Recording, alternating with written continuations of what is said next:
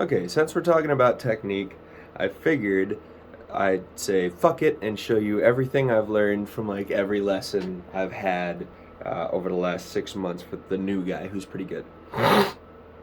And like the first two most important things I think are muting and consistency with your pick angle.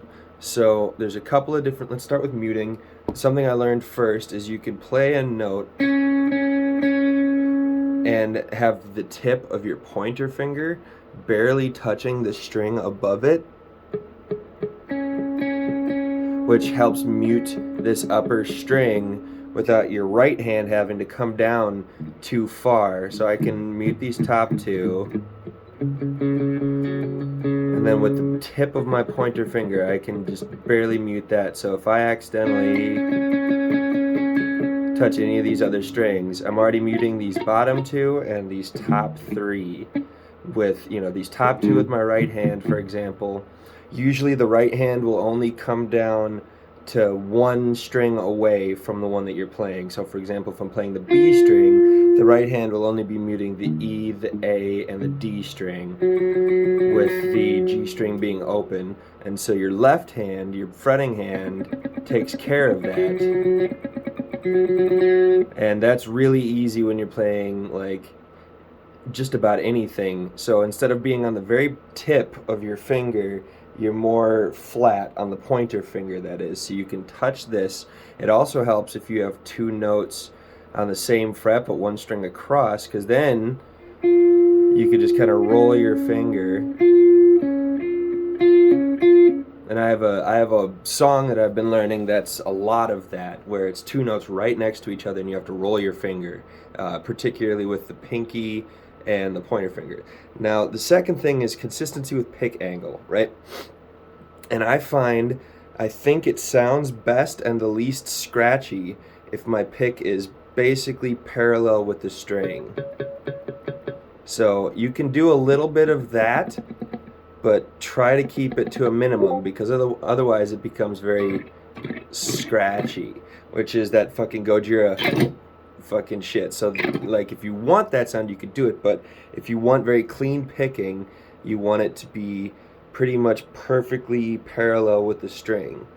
The thing is, when it comes to skipping strings, if you keep this like perfectly level up and down, when you're, say these are your three strings, right? If you keep this perfectly level up and down, you're going to run into this next string when you need to hop over it.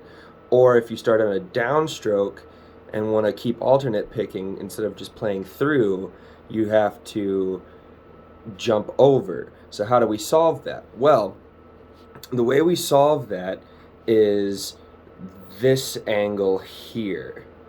Not twisting like this, but this angle here. So then I can angle like this, downstroke, and I'm already past the next string, and I can come back up like that in kind of a straight diagonal line as opposed to a curve or a hop.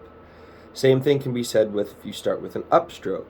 You curve like this, and your pick is already out of the way of this first string, so you can come right down on the next one. So bow bow, bow bow, bow, which is really fun, and it works with three string skips, so I can away and come back. I usually do a lot of, I call this sort of hybrid picking, which is very, not hybrid picking, economy picking, where I'm just going like right through them. That's more for sweeps, but if you want to accent, for example, this second note, you need an alternate direction. And so alternate picking is easier to accent. So really it becomes a motion like this. Kind of a curvy jam. If you're on the same string, you can just go straight through. And then the last thing I wanted to show you was pick muting, which if I'm doing, the thing my teacher gave me was, right, which is the third, fourth, fifth, sixth, seven octave in a major scale, right?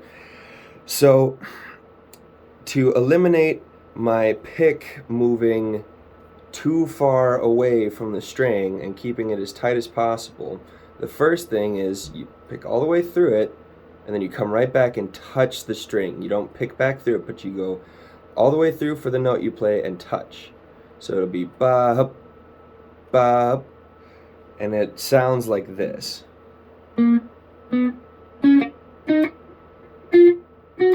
Oh, fuck.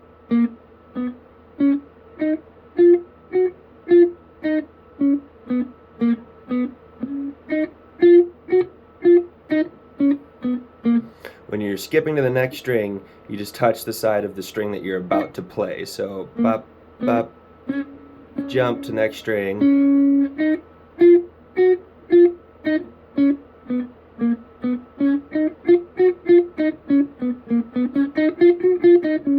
You can only do that so fast, but it really minimizes this motion. And in order to keep here's a bonus, in order to keep your pick parallel with the strings, you have to move your arm kind of up and down depending on where you're going. So, as opposed to doing this. This is what I wind up doing, but then you wind up with this angle of the pick, right? You don't want that, because you want your picking to sound consistent. Also, pick lighter on the thicker strings because they're louder. So if you want consistency, you have to play lighter on the fatter strings.